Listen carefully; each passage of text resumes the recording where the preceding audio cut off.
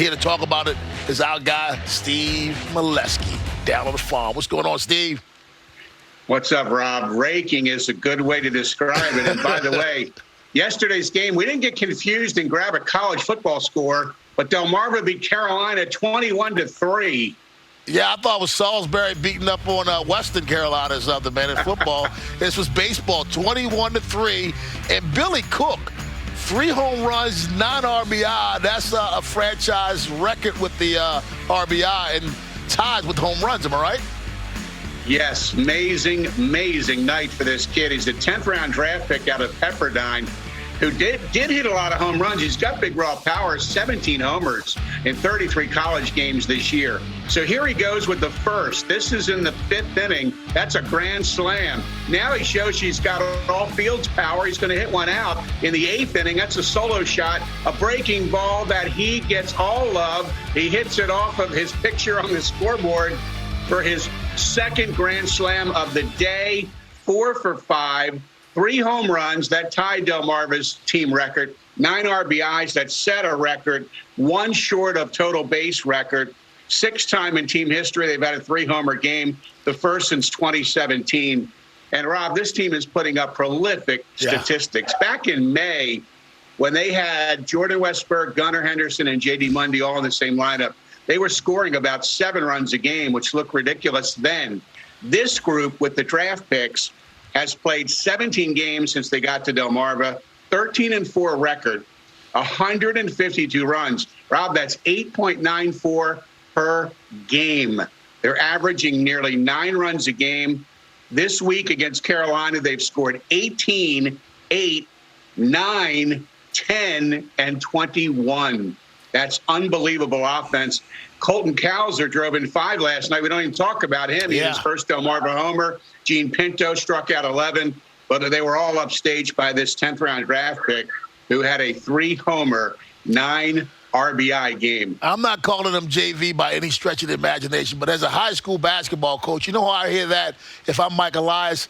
I hear my JV team, they're not only winning games, but they're putting up numbers. That means my future's bright. When you have a team, you pull all of these guys up at one time, 2021. They're 14-3. I look at their numbers in those games. They're first in run scoring, first in bases on balls, second in triples, third in on base percentage. When I look at those numbers and winning, I think my future's pretty bright. I mean, it's just so fun to watch what they're doing in Delmarva. They hit the ground running like a truck downhill. And, you know, there's only been 3 instances in Oriole history of 2 grand slams in 1 game. Chris Hoyles, 1998, Frank Robinson in 1970, Jim Gentile in 1961, and Billy Cook did it on the farm last night, a 10th-round draft pick. You know, Rob, this shows you how crazy baseball is. In his previous 2 games, he was 0 for 10 with 5 strikeouts. And then he drives in 9 runs and hits 3 homers, and Delmarva scores 21. I mean, it's just so fun to watch what those kids are doing. We've talked about it on this broadcast before. They have great camaraderie there. They have great energy.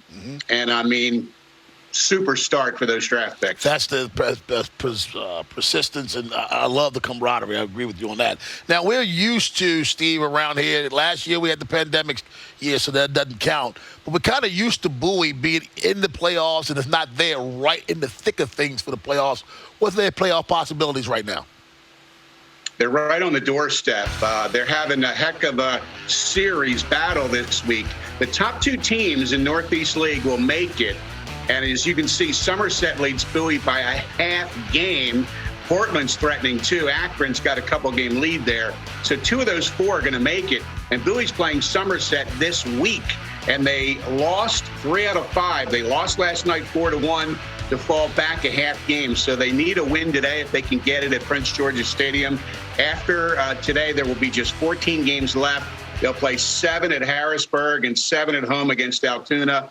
The first team they're going to play there, Harrisburg, has only got a .387 win percentage. Altoona's playing 500 balls. So Bowie's got a chance here, hopefully, to roll off some wins these final 2 weeks and get into the playoffs. It would be really neat for that group. You know, there's one group of prospects really charging there at Bowie. You know, Jordan Westberg's there now, and Adley was there, and Grayson's there.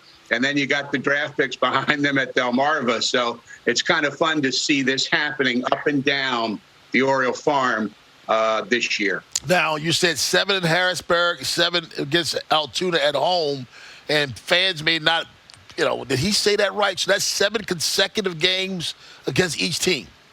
Well, usually you play 6-game series on the farm now, Tuesday through Sunday. There's makeup games thrown in, makeup doubleheaders in each of the next 2 weeks for Bowie. So where they normally play 6 games in 6 days, they will be playing 7 in 6 days the final 2 weeks as a makeup doubleheader each week.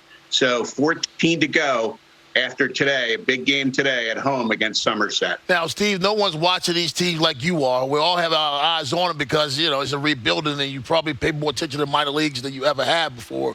But you're really watching these guys. We're hearing a lot of names at Bowie. Who's really jumping off the page for you or someone that we didn't talk about before? We're talking about a lot of these guys more than ever, which is exciting. Kyle Stowers, we talked about last week, and he's had some productive games this week. Jordan Westberg got off to a slow start at Bowie, Rob, but he homered twice in a 3-game span this week. We even talked about Felix Bautista, the young hard-throwing right-hander. He moved up to AAA. So it's kind of just fun to see this happening. And, when you talk to managers like Buck Britton, and I talked to Kyle Moore at Aberdeen this week, they believe winning on the farm is big. It's almost like another tool, like arm strength and foot speed. It's not that, and we can't quantify it the same way, but you learn how to win there, and it's going to help you when you try to win in Baltimore. It does. I mean, now, you talk about all the moving around. In spite of all the moving around, Aberdeen's playing pretty decent. They've got 2 very good young pitchers in Peak and Young. Aberdeen's had an interesting season, Rob. They're a couple games over 500, and they promoted a whole host of players, 20 or more, to Bowie. And we want to talk about 2 of Aberdeen's newest pitchers they got recently, Zach Peak and Brandon Young. And look at that stat there. That's 60-inning minimum, K per 9 on the Oriole farm this year. They are 3rd and 4th. Grayson Rodriguez leads. That doesn't surprise anybody. LeBron's 2nd. But then we've got Zach Peak, who's 3rd on that list. And this kid has an elite spin rate curveball. You just see it there, swing and miss, whip there. I mean, he can really spin it. His fastball can touch 94. He really needs to develop a 3rd pitch. He's working on that, the slider and the change. But the mechanics are clean. He's not got eye-popping stats, but he's had a pretty solid year between Delmarva and Aberdeen, a 6th-round draft pick out of Winthrop in 2019. And he was one of the 4 pitchers they got in the Dylan Bundy trade. So he's slowly making his way up the system here. 3.94 ERA at Aberdeen. Great strikeout to walk rate, 38-8 in 29 2/3. And we saw that big 12-6 curveball he has. Well, what does Brandon Young bring to the table? Brandon Young's another interesting right-hander, also 23. If you remember, Rob, there was only 5 rounds of the draft last year, and the Orioles signed this guy after the draft. Non-drafted free agent out of Louisiana Lafayette. He gets a nice pickoff at first base, high cheese there. He throws by a hitter and does it again. He can top 95 with his fastball. And like Peak, he's got a plus breaking ball. 4.56 ERA at Aberdeen, but he's averaging 13.3 strikeouts per 9 there. Again, this is something to work with. He's got a big body. He's got a good feel for his changeup, so he's already commanding 3 pitches pretty well. So sometimes, Rob, we see pitchers who don't have Grayson Rodriguez stats, and they don't have his talent either. No one's saying that. But I think when you look at the next level of pitching prospects beyond Grayson and DL Hall and maybe Bauman, the guys we're mentioning today, Peak and Young, they're not quite getting that prospect ranking of others like Kevin Smith and Bradish and so forth. But these guys might be moving into that level because of some of the quality pitches they have and the smarts they have. And, I mean, they're really slowly but surely making nice kind of under-the-radar progress at Ripken Stadium. It's funny because I asked you a couple of minutes ago some guys that are jumping off the page that we don't talk about a little much. I almost forgot about David LeBron. And yet here he is, number 2 on the list, 13 strikeouts per 9 innings. Here's a name that kind of gets lost in the shuffle. There's a guy that does, and he's been putting up big strikeouts all year for Bowie, pitching in a relief role, and so it's just nice to see. I mean, John Means was a guy, Rob, when he was pitching at Bowie, no one was talking about him. Right. He was barely getting top 30. His ERA was a little over 4. And so these guys sometimes, they might have a high 3 ERA, a 4 ERA, and sometimes we don't talk about them, but then you go investigate further, talk to their manager and pitching coach about the quality pitches they have, the kind of kid they are, the body, the clean mechanics they like. I mean, there are things about these guys that we should, Peak and Young and LeBron. I mean, Grayson's on top of that list we showed you. Yep. No shock, right? But these guys are doing it too. Thank you very much, Steve. As always, man, it's been a pleasure. You got it, Rob. Absolutely.